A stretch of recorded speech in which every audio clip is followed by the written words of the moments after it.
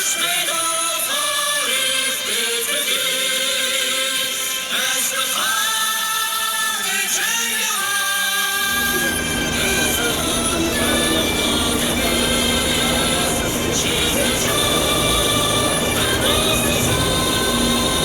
afternoon, everybody. Unfortunately, because there is helicopter sounds above us, I need to try to speak a bit louder so that people can hear us. Good afternoon, everyone. First of all, I would like to thank everyone who took their time and came to our protest today.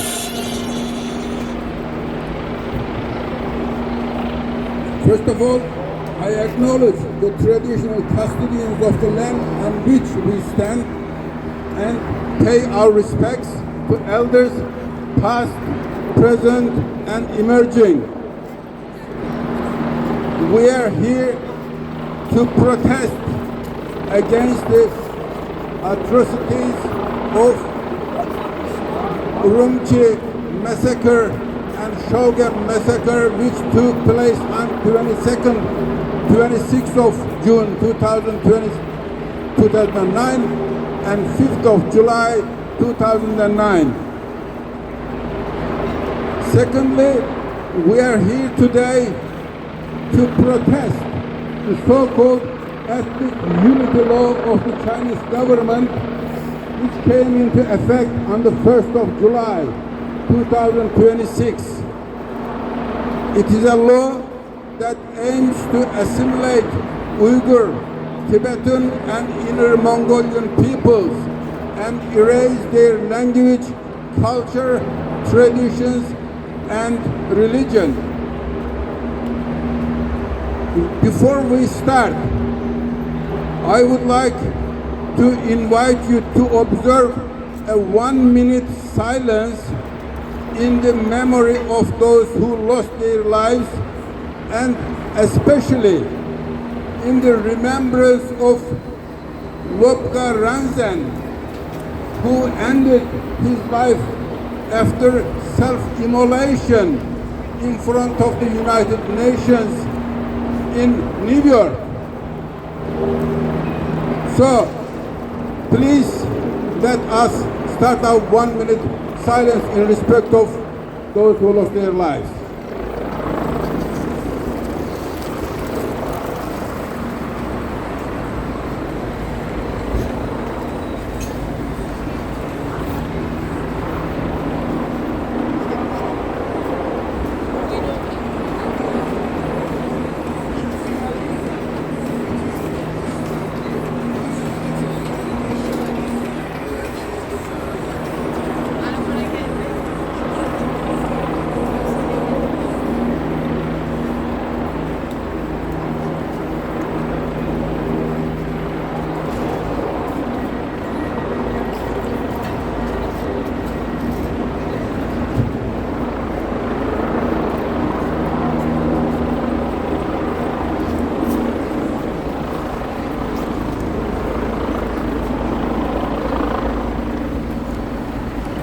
Thank you, everybody. Thank you kindly for paying your respects. Now, today, we have several distinguished speakers who are here to provide their speeches in support of our event. And those include, of course, our President, Mr. Bahtiyar Bora, here on my right-hand side, Professor Mr. Chong Yi from Australia and New Zealand Alliance for Victims of China Communist Regime, Mr. John Della, on behalf of Falun Dafa Association of Australia, and Muhsin Ma from Stand for Uyghurs, please. Now, I would like to start with the first speaker, who is Mr. Bahtiyar Bora, the President of Australian Uyghur Association. Good morning, everyone. Thank you for standing with us today. On behalf of the Australian Uyghur Association, I warmly welcome you all and sincerely thank our friends, supporters, human rights advocates, community leaders, and the members of the public for joining us. We remember the innocent Uyghur men, women, and the young people whose lives were taken during the July the 5th, 2009 Urumqi massacre. 17 years ago, thousands of Uyghurs peacefully marched through the streets of the Urumqi asking for one simple thing: justice. They were demanding an investigation into the killing of Uyghur factory workers in Shaogan. Their peaceful voices were answered with bullets. They were met with military force, mass arrests, disappearance, and terror. Many families are still searching for answers. Many mothers still do not know where their sons are. Many children grew up without fathers. Many lives were destroyed forever. Today, we honor every victim. Today, we also raise our voices against the Chinese government's so-called ethnic unity law. This law does not permit unity. It permits forced assimilation. It seeks to erase the Uyghur, Tibet, and other ethnic groups' language, culture, identity, and the faith and the traditions of millions of people. We cannot create unity by destroying. You cannot destroy unity by destroying a people's identity. You cannot create harmony by imprisoning the innocent people. You cannot create the peace through fear. Real unity comes from justice. Real unity comes from equality. Real unity comes from respecting every nation's culture, language, religion, and dignity. The Chinese government may pass new laws, but no law can erase the truth. No law can erase the history. No law can erase the people's identity. We call upon the Australian government to continue standing firmly for human rights and to work with democratic partners to hold those responsible for atrocities accountable. We also call upon the international community not to remain silent. Silence only encourages oppression. Silence gives strength to dictators. History teaches us that when the world stays silent, injustice grows. But when ordinary people stand together, justice becomes possible.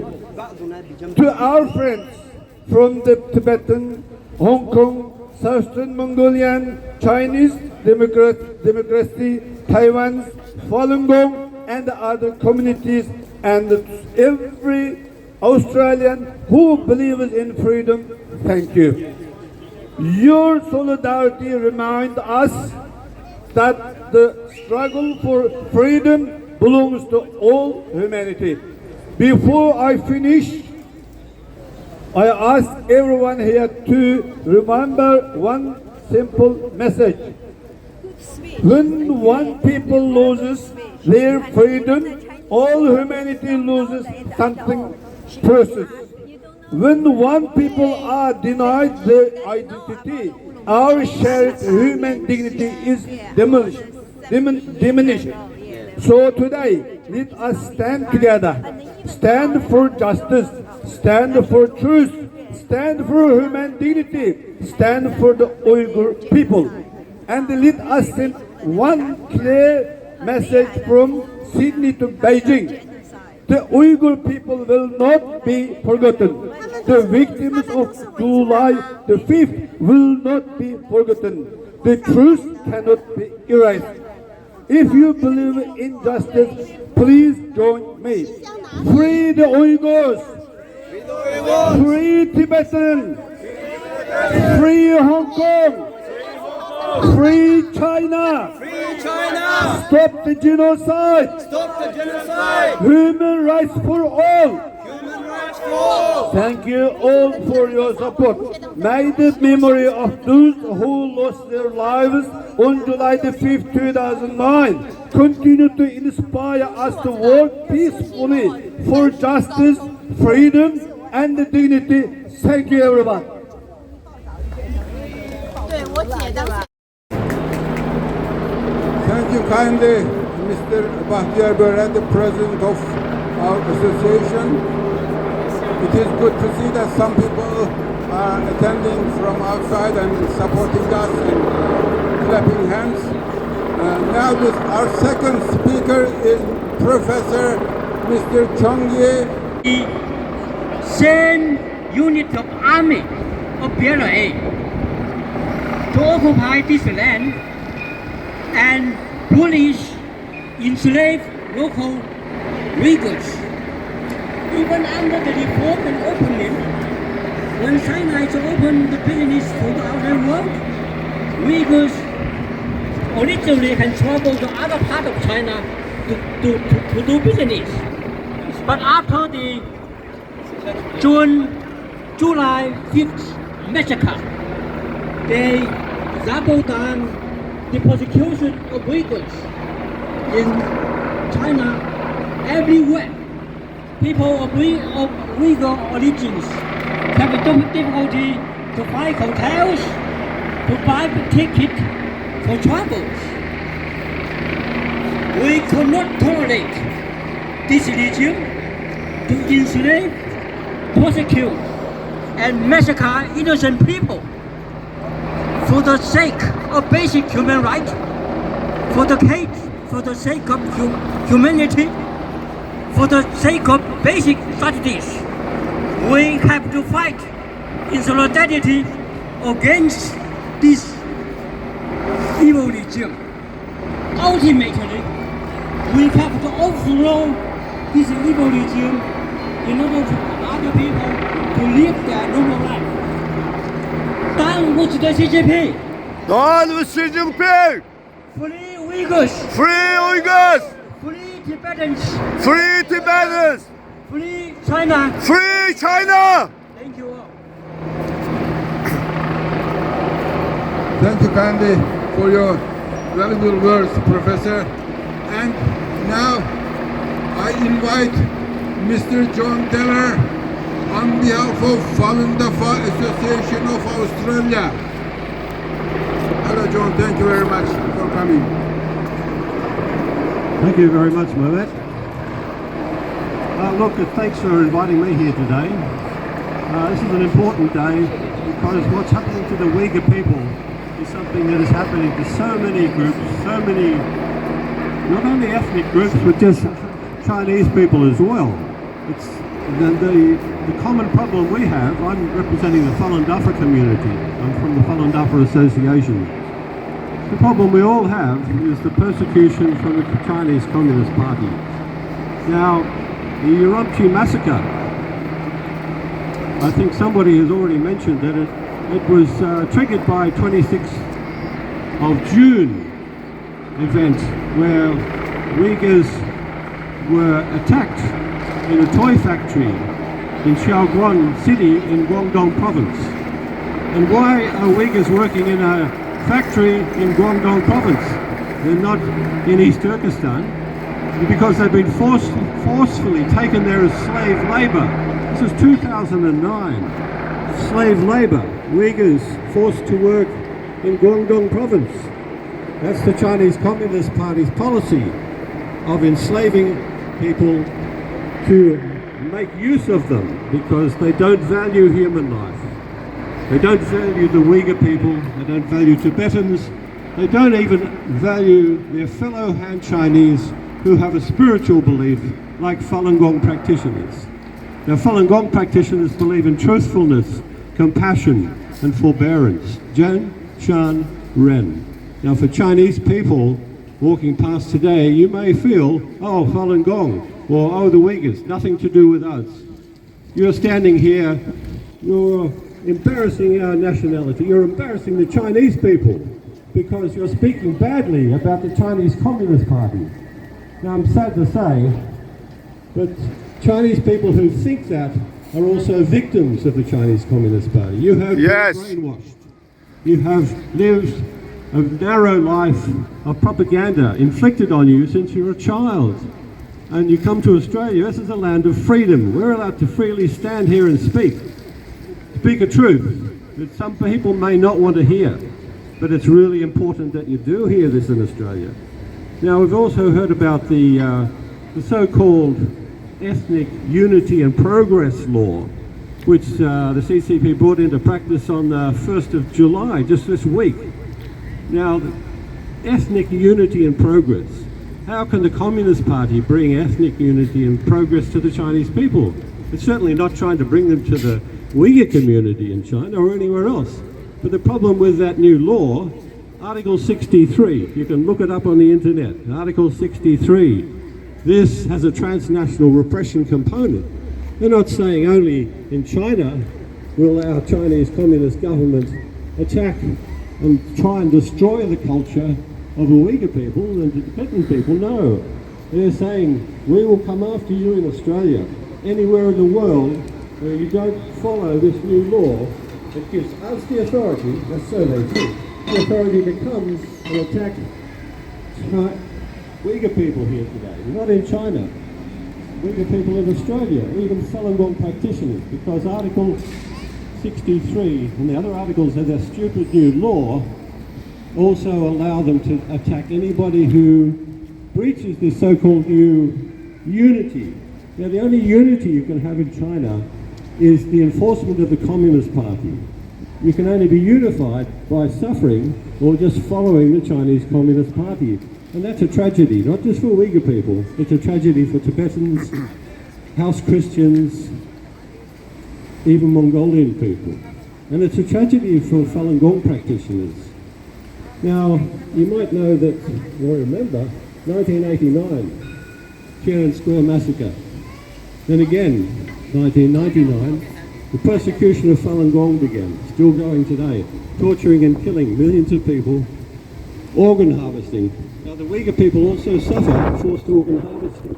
This is a macabre and disturbing use of the human beings in China, where they just kill people because they can sell their organs. And you might not believe that because you're probably decent people walking past here today. But this is a reality. There's so many investigations of organ harvesting, killing people to take their organs in China. It's not a wild story, so please do your own research. The Australian government knows about it, the American government knows about it. But who is exposing it? Who is talking about this? The victim communities, the Uyghur people, Falun Gong practitioners, Tibetans. We speak about it because Australian people need to know these things. We are trading with a communist state that abuses all human rights, and we become complicit in that.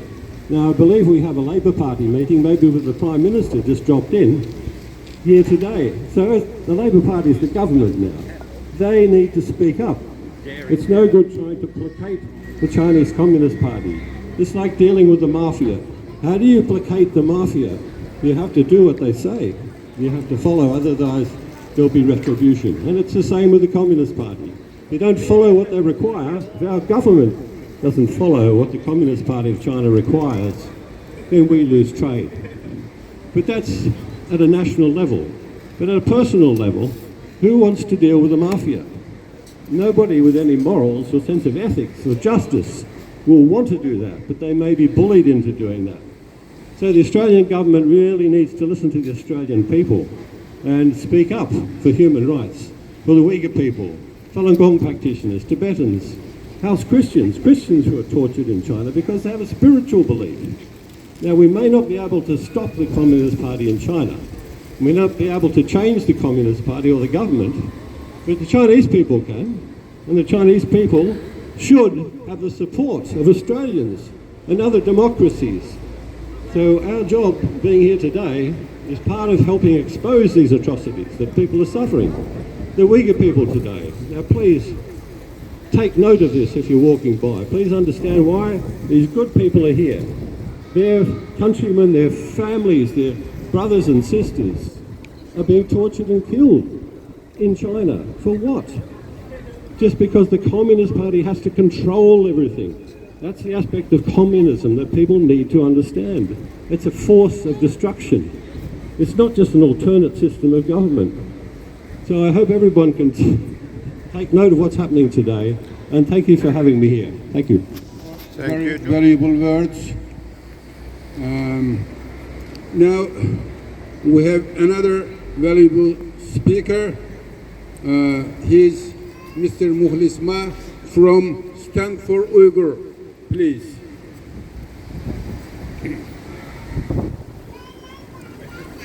Thank you, Mukhlis.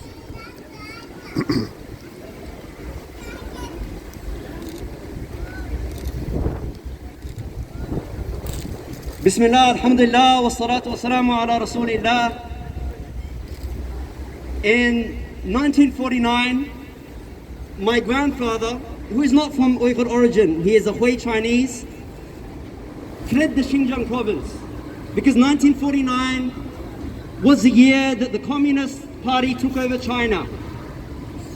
And he knew that that meant bad news, and so he fled, eventually finding himself here in Australia. And the matter is deeply personal, because what we have seen is that particularly in East Turkestan, what is known as Xinjiang province of China, there has been cycles and cycles of abuse. We stand here to mark the anniversary of the Urumqi massacre. And the Urumqi massacre was in fact not the beginning, but unfortunately it was a beginning. And what I mean by that is that the oppression of the Uyghur people in East Turkestan, China, has been going on for a long time. There has been cycles and cycles. But what happened during the Urumqi riots was not just 1,000 people murdered, but rather it was the beginning of a new and most deadly cycle of oppression. Because what we saw after the Urumqi riot, after these Urumqi massacre, is that the CCP changed their approach to particularly the Uyghur people. So we saw the Uyghur people all over China being rounded up. We saw even those that complied with the Chinese government being placed into detention camps for no reason. We saw their identity being erased. We saw their language being taken from them. We saw their children being separated from the parents.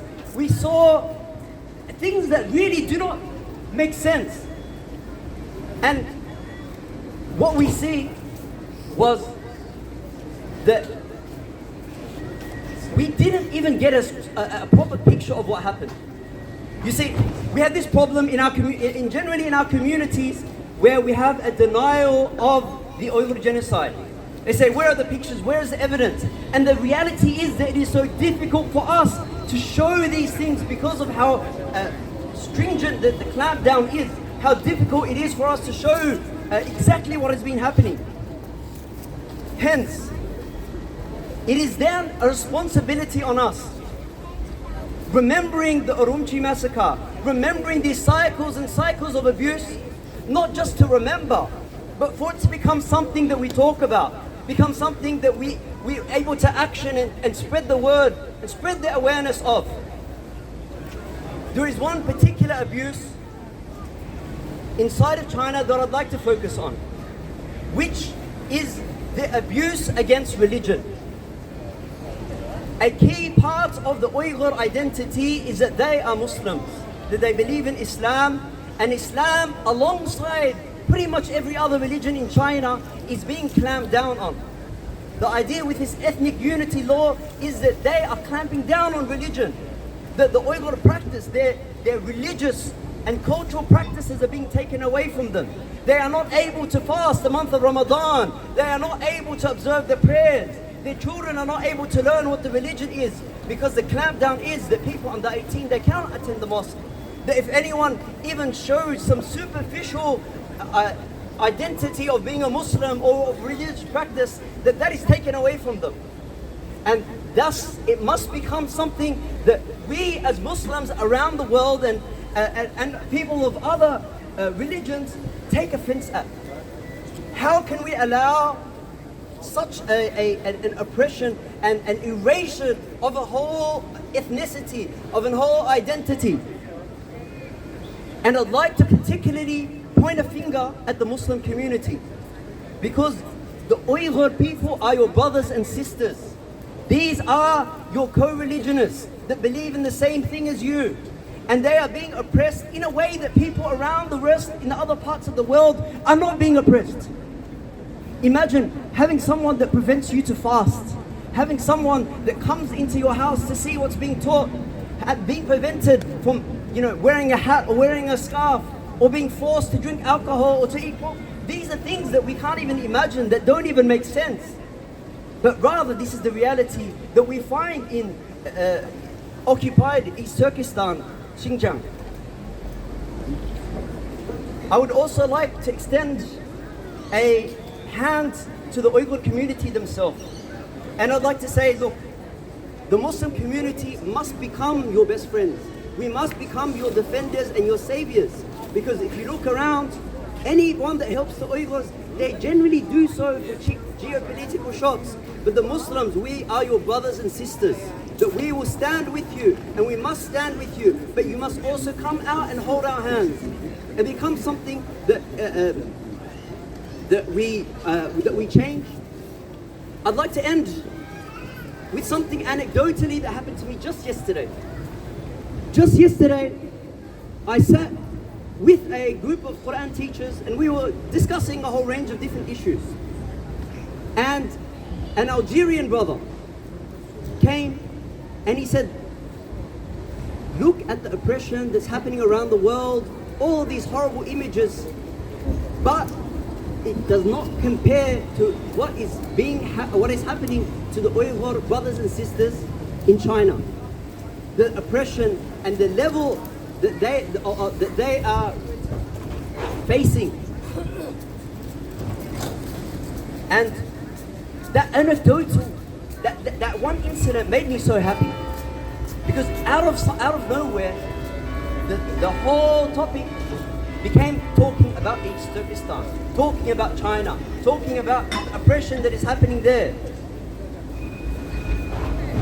I say, as a person that comes from the Hui background, from the Hui ethnicity, and I will admit that culturally, we have looked at the Uyghur people and said, oh, these guys, I think they're separatists, why are they doing this? And what the Hui has realized in the last 10 years is that the government is actually slowly taking away our freedoms as well. That our mosques are being shut down, that they're being forcibly renovated in a certain way, that our religious practices are being taken away, that our schools have been shut down. So we have now realized that it is not just a matter of these people are doing their own thing, that all of us have to stand together. I say to the Chinese people that during the crisis of Corona, you saw the strictness and the oppression of the Chinese government on every single person in every single city. What got to the point that people had to stand with immense bravery and hold out a blank piece of paper to tell the government this was too much. Every single Chinese person saw the extent of the oppression of the Chinese government. They know that in their heart, and it must become something that we bring an end to. هذا وصلى الله على نبينا محمد وعلى آله وصحبه وسلم. Mulis, brother, thank you kindly for your very strong and valuable words. Now, at the time of the speech of Mr. Bahtiyar Bera, who is the president of our association, there was heavy helicopter noise in the sky. So, by recommendation, I would like to ask him to repeat his speech, please. Thank you, Mr. Bahtiyar Bera. First of all, thanks for our friend John Daly that he requested again. that the helicopters are over the head and the was they're protecting our prime minister, and they're very grateful. One day the government may be protecting us too. Thank you. Good morning. I repeat again my speech in the beginning of our rally. Good morning, everyone. Thank you for standing with us today. On behalf of the Australian Uyghur Association, I warmly welcome you all and sincerely thank our friends, supporters, human rights advocates, community leaders, and the members of the public for joining us. We remember the innocent Uyghur men, women, and the young people whose lives were taken during the July the 5th, 2009 Urumqi massacre. 17 years ago, thousands of Uyghur peacefully marched through the streets of the Urumqi asking for one simple thing: justice. They were demanding an investigation into the killing of Uyghur factory workers in Shaugan. Their peaceful voices were answered with bullets. They were met with military force, mass arrests, disappearance, and terror. Many families are still searching for answers. Many mothers still do not know where their sons are. Many children grew up without fathers. Many lives were destroyed forever. Today, we honor every victim. Today, we also raise our voices against the Chinese government's so-called ethnic unity law. This law does not permit unity. It permits forced assimilation.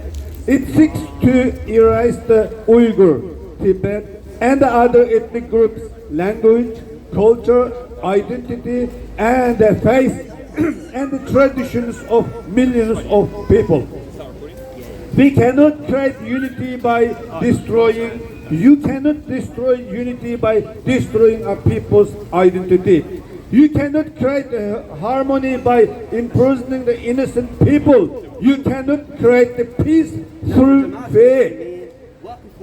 Real unity comes from justice.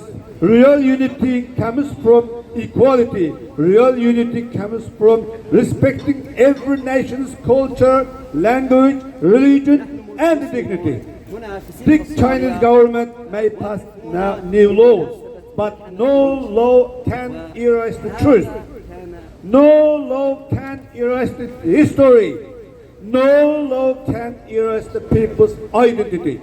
We call upon the Australian government to continue standing firmly for human rights and to work with democratic partners to hold those responsible for atrocities accountable. We also call upon the international community not to remain silent. Silence only encourages oppression.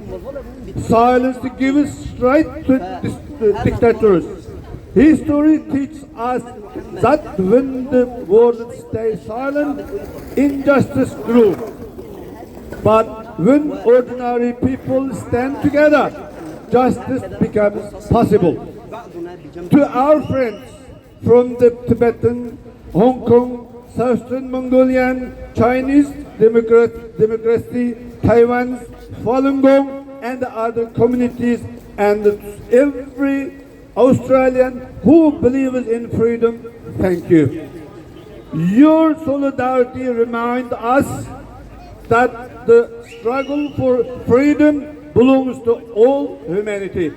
Before I finish, I ask everyone here to remember one simple message. When one people loses their freedom, all humanity loses something precious. When one people are denied their identity, our shared human dignity is diminished. So today, let us stand together. Stand for justice. Stand for truth. Stand for human dignity. Stand for the Uyghur people. And let us send one clear message from Sydney to Beijing. The Uyghur people will not be forgotten. The victims of July the 5th will not be forgotten. The truth cannot be erased. If you believe in justice, please join me. Free the Uyghurs! Free Tibetan! Free Hong Kong! Free China! Stop the genocide! Human rights for all! Thank you all for your support. May the memory of those who lost their lives on July the 5th, 2009 continue to inspire us to work peacefully for justice, freedom, and dignity. Thank you, everyone. Mention one point, please, in relation to the ethnic unity law. When somebody hears this word, ethnic unity, it sounds really, really nice, isn't it? Like unifying people, like beautiful. But what does it mean in the background? What is in the mind of the Chinese Communist Party? They say that, you know, By this ethnic unity law, the Chinese Communist Party aims to unify all religions, languages, and cultures into the Chinese culture, Chinese communist ideology. It means there will not be more than one language, there will not be Uyghur language, Mongolian language, or Tibetan language, only the Chinese language. So, I am asking, there are more than 1 million Chinese people in Australia. If Australian government comes and tells you, you cannot speak in your mother language, how would you feel about that? This is totally unacceptable. In this 21st of century, banning people, nations to practice their own mother language, religion, and culture is totally unacceptable. So I ask Australian government and all the freedom-loving governments of the world, and any government in fact of the world, to unite and stand up against this totally unacceptable law.